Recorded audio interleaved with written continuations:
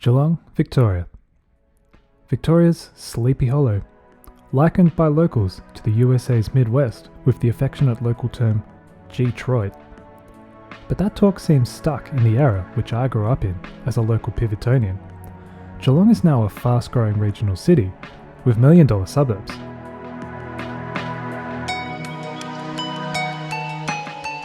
In its early days, Geelong did not truly experience the bounties of Victoria's gold rush, which brought grand riches to cities such as Ballarat and Bendigo. Nor was Geelong ever destined to challenge Melbourne as Victoria's capital or major city. Geelong would in fact become Pivot City, a key logistical and transport hub that served to connect Melbourne and Port Phillip Bay to the fertile agricultural lands in Victoria's west. Alongside this, Geelong became a manufacturing powerhouse, producing textiles, cars, aluminium, and paper, just to name a few.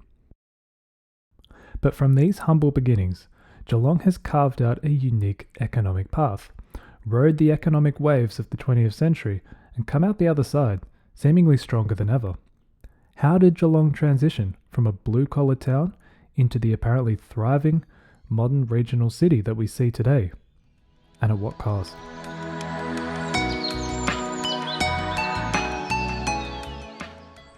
Geelong's history long hinged on the wool trade, as well as various other heavy industries that sprung up in town, and also its geography, which made it a transport and logistics hub. Although only a modest growing region today by Australian standards, by the 1870s Geelong was also Australia's largest wine growing region by export volume and size, but the arrival of the phylloxera blight quickly brought that to an end, unfortunately. By the 1920s, new heavy industry was popping up in Geelong: the Ford plant, textile factories, fertiliser plants, a refinery, cement works, and even an aluminium smelter appeared, driving population growth that saw Geelong overtake Ballarat in the year 1936. But the winds of change would eventually blow through Geelong, and the 1970s and 80s brought changes in trade policy, as well as the arrival of cheap imported mass-produced goods and raw materials, which would render much of Geelong's production redundant. Manufacturing and heavy industry began to dwindle in Geelong as factories and production lines closed one by one. Worse was yet to come. In 1990, as the worldwide and Australian economy lurched into recession, the locally owned Pyramid Building Society collapsed, further stagnating the local economy and land values. However, it was during this difficult time that the green shoots of Geelong's eventual economic revival would emerge. Deakin University opened its Warm Ponds campus in 1974. The Geelong Performing Arts Centre opened in 1981. CSIRO arrived in 1985, as did the department shopping complex in Market Square. But how could Geelong sustain itself without its traditional manufacturing and industrial base? The answer isn't simple. Some might say it was due to public investment. Others might say the influence of Darren Lyons' polarising mayorship.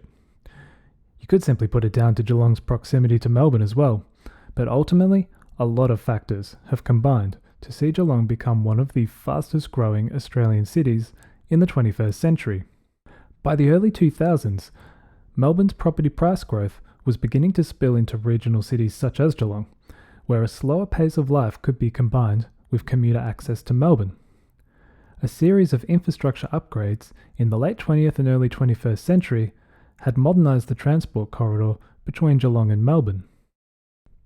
The rail corridor was fully duplicated by 1981, and upgrades to allow for 160 km per hour velocity trains were complete by 2006. New stations were added in 2004 and 2014 in Marshall and Warm Ponds respectively, and in 2015 the line was rerouted through Tarneet to avoid the Werribee Line suburban tracks. Finally, in 2024, duplication between South Geelong and Warm Ponds was completed, with level crossings also removed. In terms of road transport, the highway was slowly upgraded from early dirt tracks to a national route over the 20th century. The Maltby Bypass and Westgate Bridge and Freeway arrived in 1961 and 1978 respectively, with the roadway currently a 3-lane controlled access highway between Carrara and Melbourne. The Geelong Ring Road was finally opened in stages from 2008 after the initial city bypass via Latrobe Terrace hit capacity, allowing through traffic to entirely bypass metropolitan Geelong and continue through to Colac or the Surf Coast. These upgrades made Geelong an increasingly attractive area for Melbourne-based workers seeking Geelong's lifestyle benefits and relatively lower property prices. This trend accelerated in the COVID era, where working from home settings became commonplace, which further incentivised regional living and saw Geelong's local property market make further gains. Likewise, the local economy was booming due to the flow-on effects of significant public investment. Redevelopment of the waterfront precincts, the Great Ocean Road, and the return of Geelong's wine industry have increased local tourism. The relocation of WorkSafe, TAC, and the NDIS main offices have helped to revitalise Geelong's CBD, spurring on hospitality trade. Even the decaying industrial buildings littered across Geelong have had new life breathed into them. Hamilton Group's redevelopment of the North Geelong Woolen Mills and the redevelopment of the Finesford Paper Mills has created some striking architecture that pays homage to Geelong's history. Manufacturing and industry aren't dead in Geelong either. A thriving industrial precinct based around the Avalon Airport employs thousands currently. The Port of Geelong is growing, and Geelong has become a hub for advanced manufacturing in partnership with Deakin University. Population growth has seen high-rise development in the CBD and the growth of housing estates on Geelong's perimeter and in surrounding towns, such as Lara, Bannockburn and the Surf Coast. A resultant boom in Geelong's health, education and construction sectors has seen them become some of Geelong's biggest employers, underscoring the shift from an industrial economy to a services-based economy. These new opportunities absolutely helped offset the further manufacturing job losses incurred by the closure of the Thorn plant and the Alcoa smelter in 2016 and 2014 respectively. This combination of relative housing affordability and the booming local labour market has seen many working families move to Geelong. As a result, the area actually has one of Victoria's highest birth rates. The economic success over this period was also paralleled by the on-field success of Geelong's AFL football team, who broke a significant premiership drought in 2007 and have since tasted the ultimate success on 3 further occasions. As a former resident, I can't overstate the importance of that team to the local economy and the mood. While this growth in population, employment opportunities and land values was a boon for Geelong, I can't say it's not come without its challenges.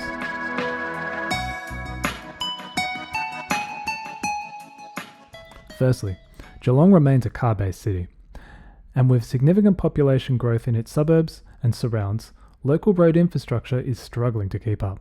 Key arterial roads are often choked with traffic at peak periods, threatening Geelong's livability over the long term.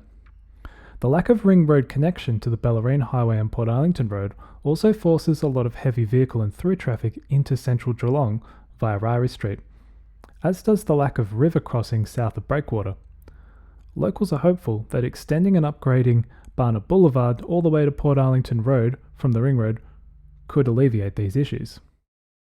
This car dependence also impacts CBD retail trade, as parking availability has worsened in Geelong over recent years. With light rail long gone, the bus network suffering from reliability and inefficient routing, and the train line having limited utility for local travel, Beavertonians have few choices but to use their car to access the city, unless they cycle.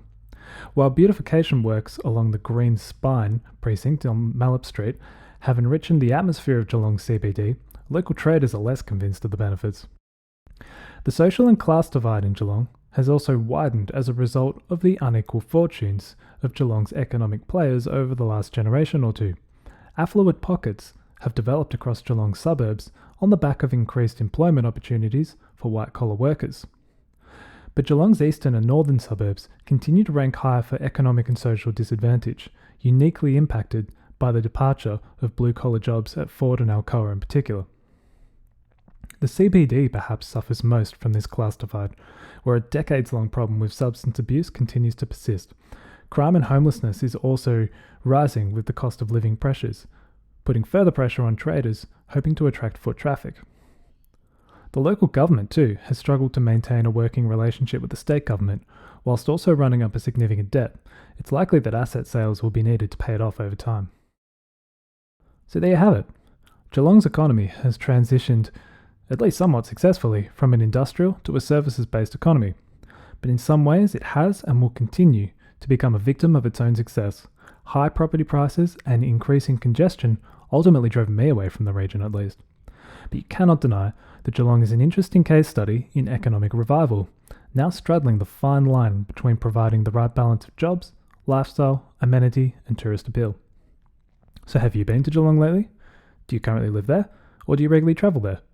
Do you agree with my observations, or have I missed a key piece of the puzzle? Please let me know your thoughts in the comments. I'd love to hear from you guys. Thank you for watching this video, and please subscribe to the channel. I'll be uploading regular content of this nature going forward, covering demographic trends, suburb profiles and histories like this one, infrastructure developments, and my experience travelling on Australia's roads and rail networks. I will see you guys in the next video.